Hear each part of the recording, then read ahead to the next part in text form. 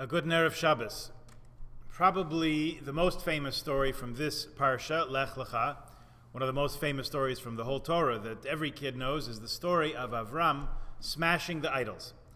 That's even how we refer to him, Abraham, the destroyer of idolatry. What happened? What's the story?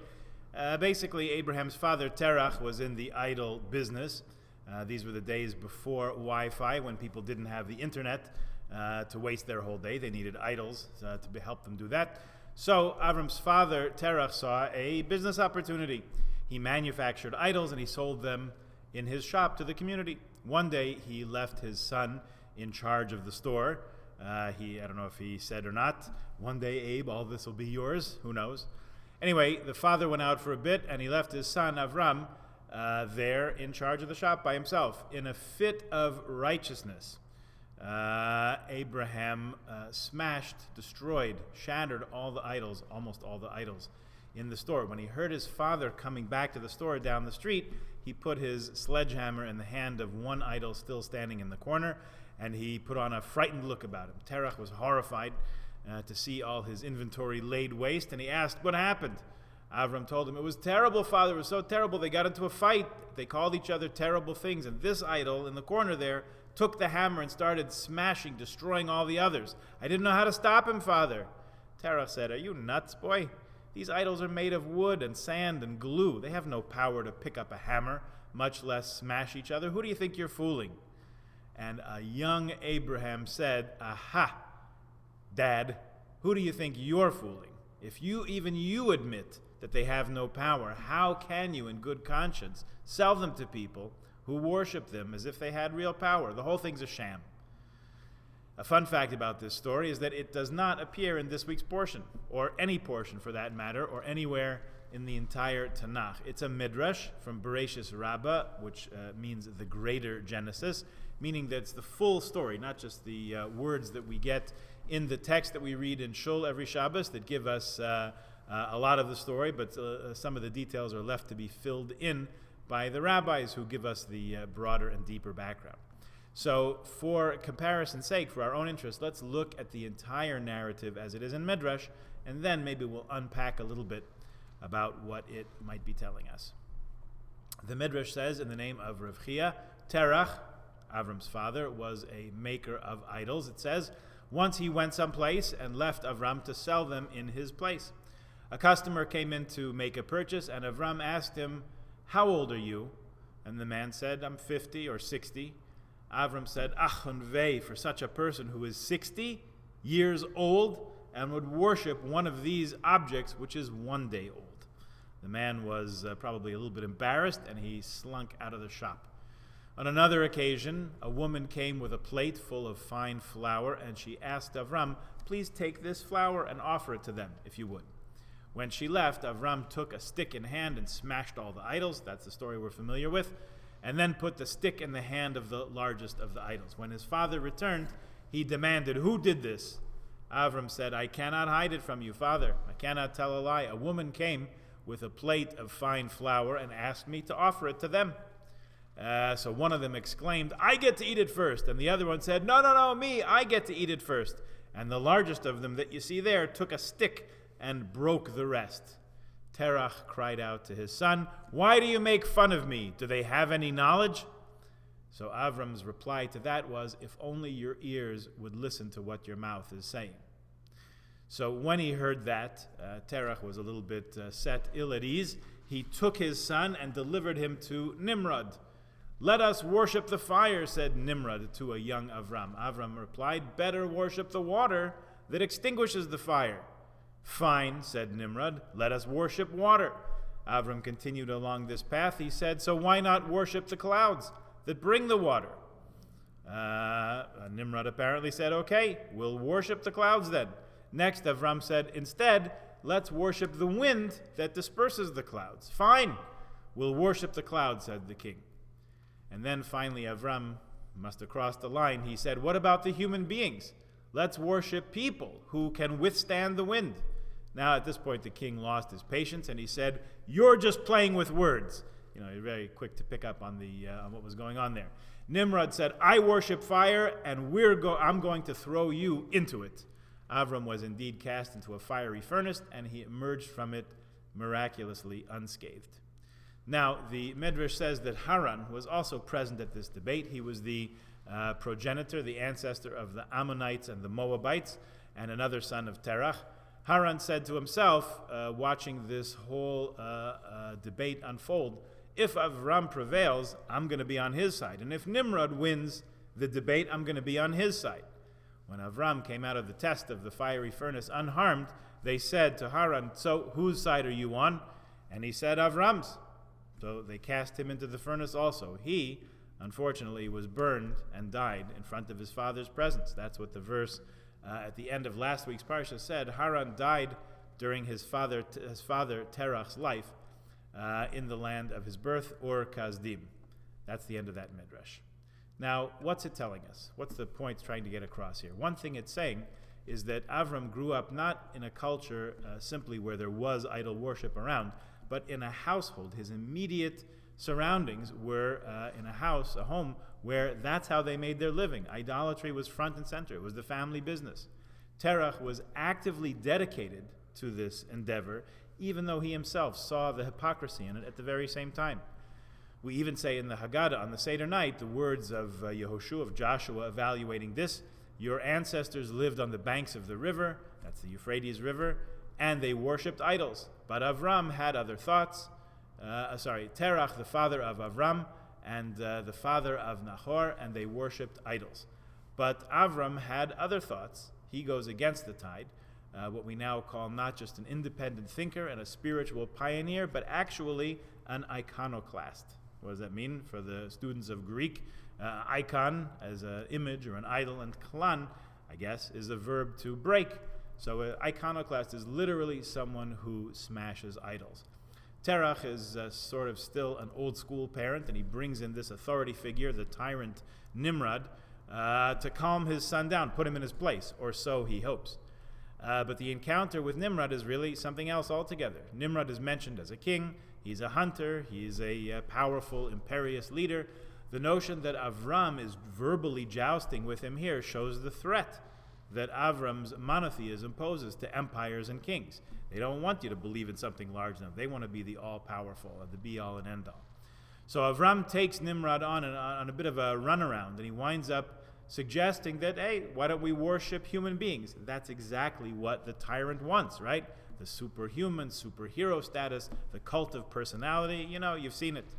But by this point in the conversation, Nimrod already realizes the foolishness of his own position. He realizes how silly it is. And for emphasis, just to underscore this point, Haran is shown as a real opportunist. He'll blow whichever the way the wind blows. That kind of shifting trust and faith is just as idolatrous as Nimrod's, and Haran quickly loses his life. He's subject to the whims of a temporal king, while Avram clearly is impervious to that. Rambam gives us some insight into what idolatry is. Basically, he calls it an error. He says that their hearts were in the right place, if not their minds.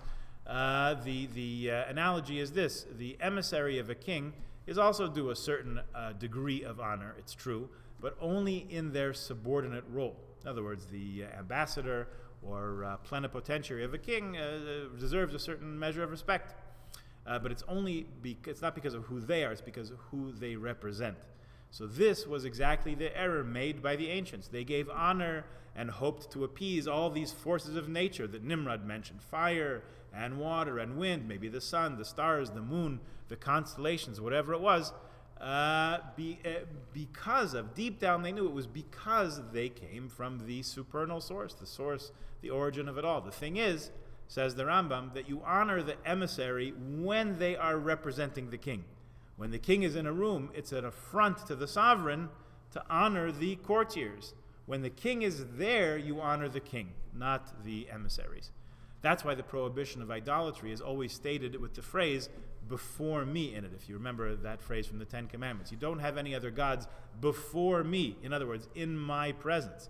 If you recognize that God is ever present, always present, everywhere, all the time, then it's illogical. It's actually nonsensical to worship God's creations. The sun, the stars, all they do is do what God created them and programmed them to do. So, the idolatry of Terach's times, Avram's father Terach, of his times, it was sort of a wink and a nod, right? We all know it's not really true, but we have good intentions. We really mean God. We're just bowing down to this idol, this planet, these set of constellations. There are two scholars from Israel, Moshe Halbertal and Avishai Margalit, who wrote a full-length, book-length treatise studying all aspects of idolatry. They analyze it as a betrayal, infidelity, an error, and simply as getting it wrong, making a mistake. And there's also even a discussion of political authority as it relates to idolatry with respect to ancient Near East rulers who sought a divine status for themselves, right? Read all about the pharaohs. They thought of themselves as gods. Speaks about the political context of ancient Israel and the long-standing tension between loyalty to God and loyalty to temporal powers, to whatever government is in charge of the day. And even the failure of prophetic politics, the political situation of the Jewish people, of Israel, in the times of the prophets. Finally, they look to various notions of authority and otherness and fidelity and what functions as idolatry in contemporary thought, modern thought. And Rabbi Steinsaltz, alav shalom, summed it up really quite well when he wrote that idolatry is simply making the mistake that any other being or entity other than God has its own original and independent power. I think, if I remember correctly, he says something to the degree of making the mistake of the representative for the actual thing, like we discussed before. He says that the Jews have an indwelling, innate propensity to believe. We want to believe. We are believers. So what happens? Sometimes we find ourselves believing, but believing in the wrong thing. We let ourselves be carried along with the crowd mentality. We're just doing what everybody else is doing, worshiping whatever they were worshiping, right? Idolatry, in our case, has something to do, we have to say it, with the desire to assimilate. The other side of the coin from Avram is, let's say, for example, his brother Haran, who says, I'll have what they're having, whatever is the specialty of the day. I'll follow that. So thinking about that, we have to ask ourselves what in our world there is to which we ascribe such power, real, independent power on its own. And we say, no, that's really the thing. We believe, some of us, all of us believe it to a certain extent, that with money you could do anything. We believe that with status you can go anywhere. With power, you can get away with anything you want. If you would ask us, sit down, say, do you really believe that? No, not really, but a wink and a nod. You see what happens, see how it goes around the world. Right? So we don't really believe in it, but we act as if we do. Worshipping idols, false gods, doesn't have to mean that you get down on your knees and you bow down to something. That's one manifestation, but it's not the only one. It can mean believing that anything other than God has real and independent power. Let's ask ourselves how much power we believe politicians really have. There happens to be an election this coming week in America. Don't want to go into it in too great a depth. Some people are quite worked up over it. Just about 12 years ago, a fellow got himself elected president of the U.S., a guy who was considerably different than all his predecessors in some ways. Now, rightly or wrongly, it was seen as not very good for the Jews. We do have a habit of saying that it isn't good for the Jews, but this in particular. So someone in the yeshiva university world, I hope it was a student and not a teacher, someone was heard to say with a sigh of distress the morning after this fellow was elected, they said, well, only Hashem can help us now. So Rabbi Blau, who's the mashgiach of the yeshiva, heard this right away and answered the student very sharply. And what was yesterday? What was the story yesterday? No matter who that figure is in Washington or in Ottawa or even in the Knesset, it is the source of life, the source of blessing, the source of good.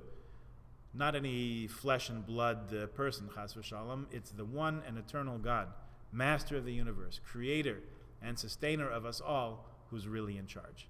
Not to say that political leaders cannot cause real damage. They can, they have, and they do. But at the end of the day, political leaders come and they go. And the Jewish people, God's chosen people, are here for good. Hopefully we're also here for the good.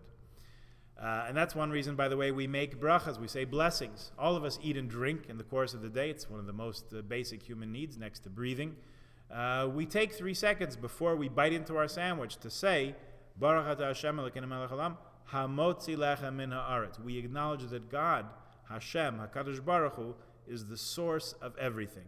We do not ignore or forget the farmer or the flour mill owner or the baker. In fact, we smile, we thank them, we pay them for their work, but we remind ourselves by saying the words of the bracha where it truly all comes from.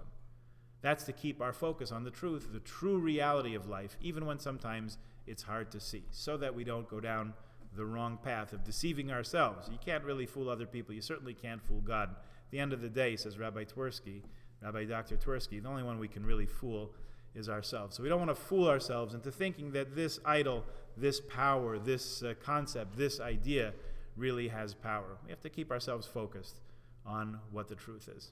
So Avram, who becomes Avraham in this week's Parsha, when he gets a hey for Hashem added to his name, is our model. He's our model for iconoclasm, smashing the idols, which means to be able to see beyond the shallowness and foolishness of the king of the day, to be able not to simply worship whatever idol is popular at the time, like everyone else is doing, as that midrash tells us.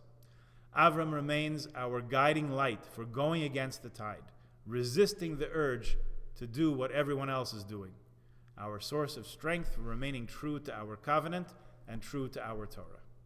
That's our inspiration from this week's Parsha, and a deeper meaning of its name, Lech Lecha. Not just go for yourself, but go to yourself. Go and become and live who you truly are. And we are truly believers, children of believers. May we always keep our sights on the truth and not be distracted along the way of that journey. Good Shabbos, Shabbat Shalom.